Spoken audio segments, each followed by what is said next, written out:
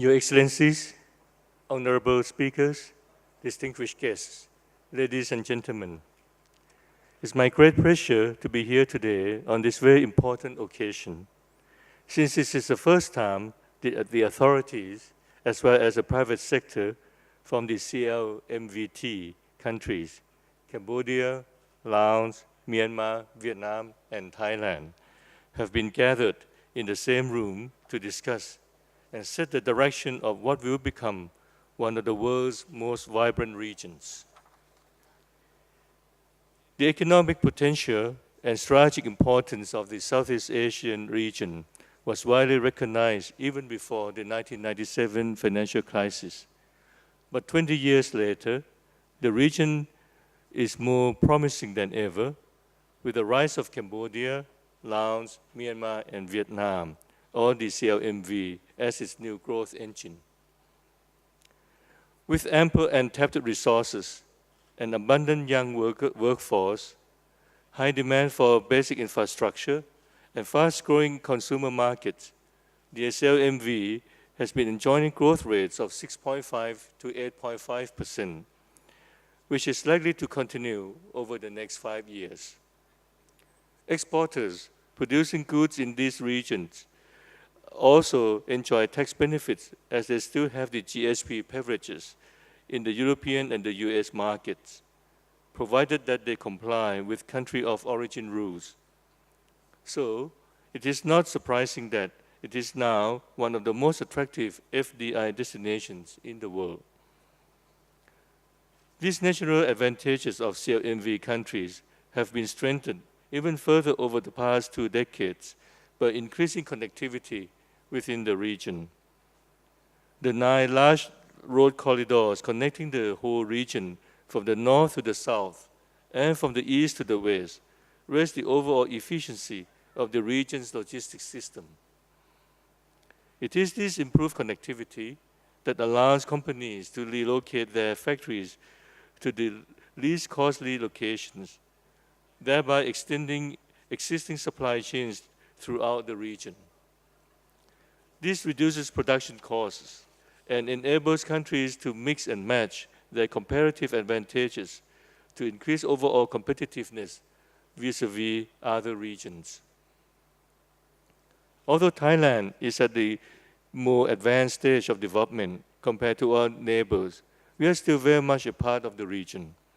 Located at the center of these CLMV countries, with ports, roads, and airports linking us to our neighbors, Thailand has a unique role to play as a trading partner, a logistics and transport hub, a financial hub, and an investor.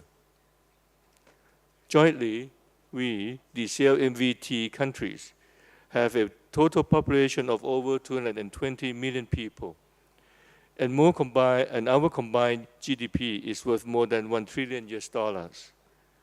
So, by working together, we can create synergy, form a complete regional supply chain, and become a home to production as well as one of the most attractive new markets for countries like Japan, China, the US, and Europe. Thailand's development expertise was based on creating a synergy through rigorous collaboration with other countries. This brought a better outcome for all stakeholders. During the early phases of development in the 60s and 70s, Thailand leveraged its low-cost labor to form a strong partnership with Japan and Taiwan, which had technical expertise. These partnerships enabled the transfer of know-how and led to the rise of new Thai businesses and further development of the East Asian manufacturing sector. This pattern of collaboration has also started to take place in the CLMVT.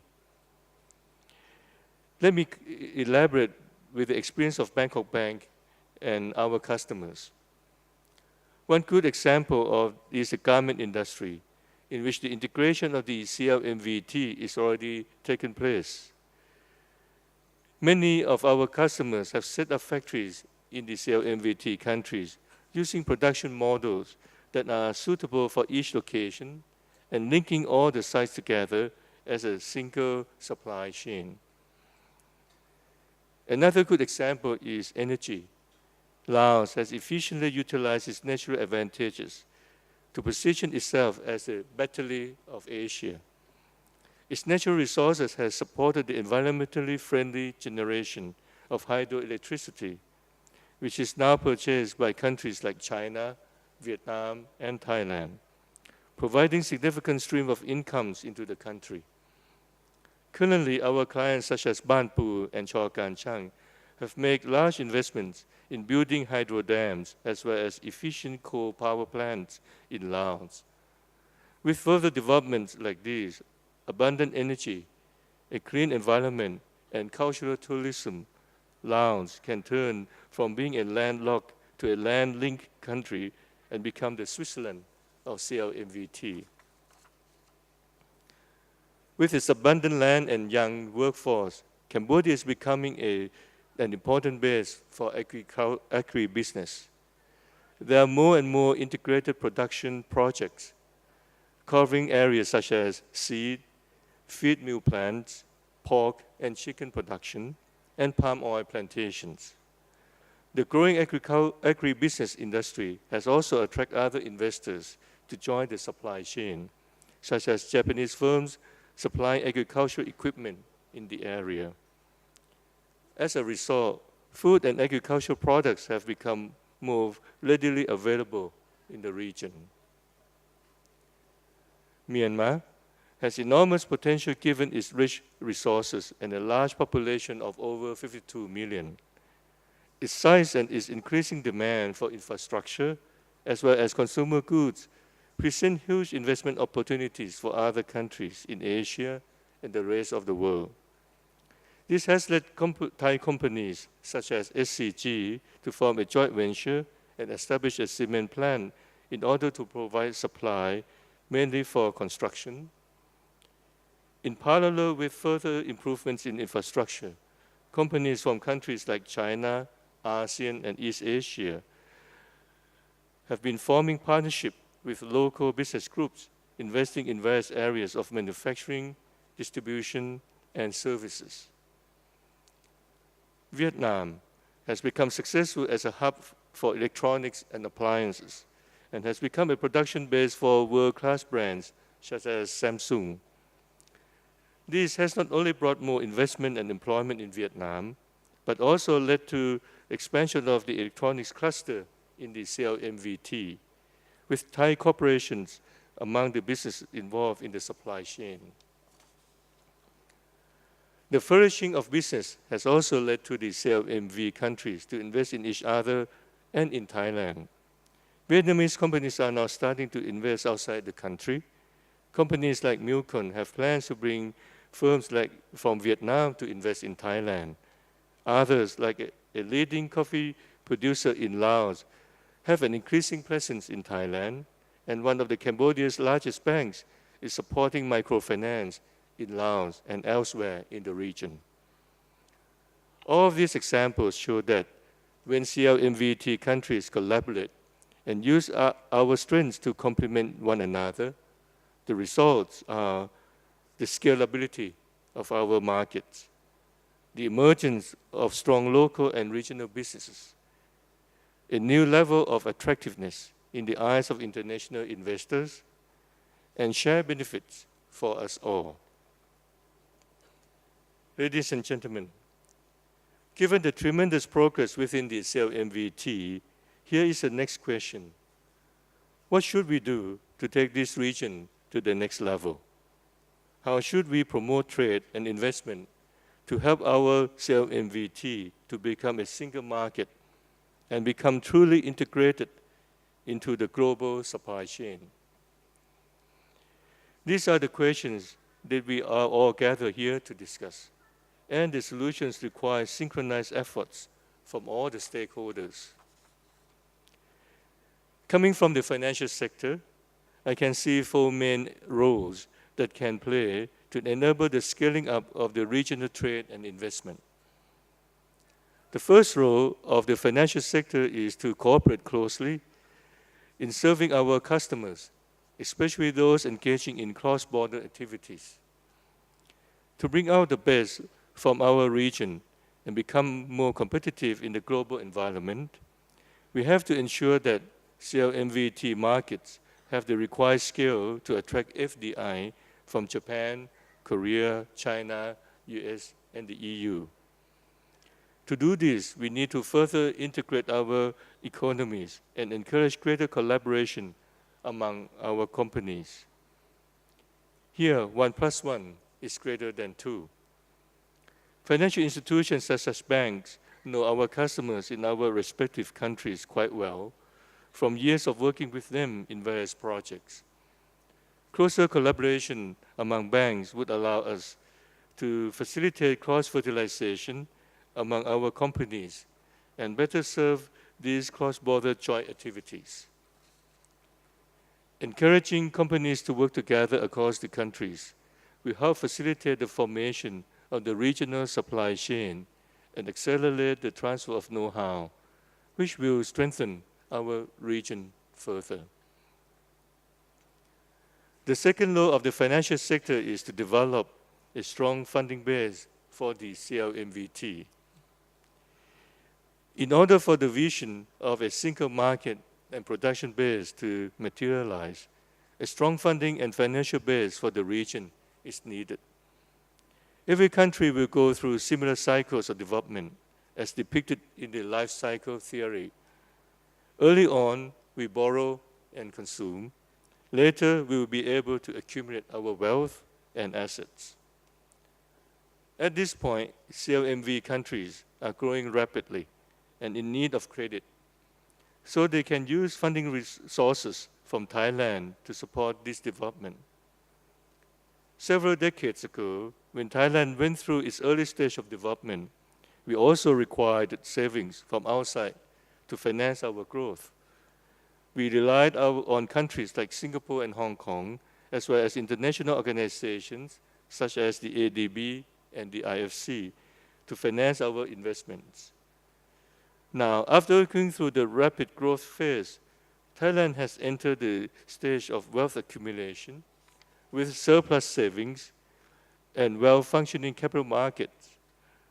So now is the time to mobilize savings accumulated in Thailand for the rest of the region and use Thailand as a funding base for CLMV countries. To facilitate this process, the Thai authorities have been putting in place a wide range of initiatives. These include the relaxation of the Bank of Thailand's regulation to allow individuals and companies to engage in direct investment without a ceiling on the investment amount.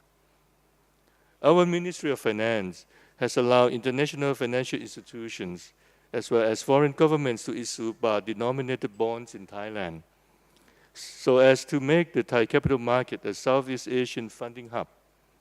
The Laotian government became the first foreign country to raise funds in our country, and so far has issued sovereign bonds in Thai baht 4 times, raising funds from 1.5 billion baht in the first issuance to 12 billion baht in the latest round. Our Securities and Exchange Commission has eased regulations to enable companies to list in Thailand. Our Thai Bankers Association also has initiatives to promote a well-connected payment system as a platform for facilitating trade and investment transactions for the region. With our currencies moving along together, the currency risks will be reduced, and with our relatively low interest rates, funding from Thailand will be quite attractive. As our next step, the CLMVT countries should work together in nurturing the relatively young debt and equity markets so that all of us will have strong funding bases to mobilize in the future. We should learn from Malaysia and Singapore, where dual listing is common in debt and equity markets. Additionally, more efforts should be made to attract listings in these markets in order to make them deeper and more liquid, enabling issuance of a variety of financial instruments. The third role of the financial sector is to collaborate with other stakeholders in planning and financing the development of infrastructure. It's clear that our region needs to invest more on its infrastructure, which will provide a much-needed foundation for closer economic integration and the formation of a single market and regional supply chains. Transport connectivity needs to be improved, not only within the CLMVT, but also with major trading partners in ASEAN, Japan, China, and India. Sufficient and reliable energy supplies and telecommunication systems need to be further developed. Also, accommodation and support services, such as suitable housing for the changing lifestyle, are needed. On top of this, education standards must be improved in order for us to enhance the quality of our workforce and be ready to move up the value chain. According to the ADB, the demand for infrastructure for the CLMVT is estimated to be $30 billion per year, which means that a huge amount of funding is needed. Thus, there's room for various forms of fundraising, ranging from direct and syndicated loan, project finance, debt and capital markets, as well as financing from long-term sources such as pension and insurance funds, or even the private-public partnership or the PPP channel. This requires all of us to work together on getting the right structure for these projects. This entails the design, the construction phase, and combining the financing sources. Most importantly, a risk-sharing mechanism among different stakeholders should be put in place to ensure that the risks are allocated to the ones that are able to manage them in the most cost-effective manner. For instance, in the PPP structure, the private sector may handle areas of their expertise, such as the project investment and operations, while the public sector may be allocated with risks that are more costly than the private sector can handle, such as regulatory risks. This would allow the strengths of the private and the public entities to complement each other. Also, having an appropriate structure for the infrastructure projects would ensure their feasibility, allowing us to attract funding from anywhere in the world. Here, financial institutions in the CLMVT can work together and play a critical role in the regional infrastructure development process by providing the required financing, as well as working in consultation with our governments. With close collaboration, the overall resource will be much more efficient than if we tackle this issue as individual countries. Finally, the financial sector should play an active role in the cultivation of local entrepreneurship. To achieve true success in economic development, countries cannot rely on direct investment from large multinational companies alone. If this is the case, the fruit of development will only be limited to a few companies, and growth will not be sustainable. A more balanced approach requires that each country places equal emphasis on the cultivation of local players who will grow alongside the multinational companies and form a strong supply chain to support the production process, facilitate technology transfer, and deepen the knowledge of the local workers, as well as cultivating the managerial skills of the owners. It is these local entrepreneurs who one day will subsequently develop and become our national champions, regional champions, and global players that compete in the global marketplace. And it is these local companies that will allow growth to trickle down to the general public and allow everyone to taste the fruit of economic development. On this topic, financial institutions in the CLMVT can learn from each other and share our experience in the cultivation of local entrepreneurs, especially in the areas of lending to new startups, providing financial services to SMEs, and supporting our own domestic champions to compete and collaborate with global players.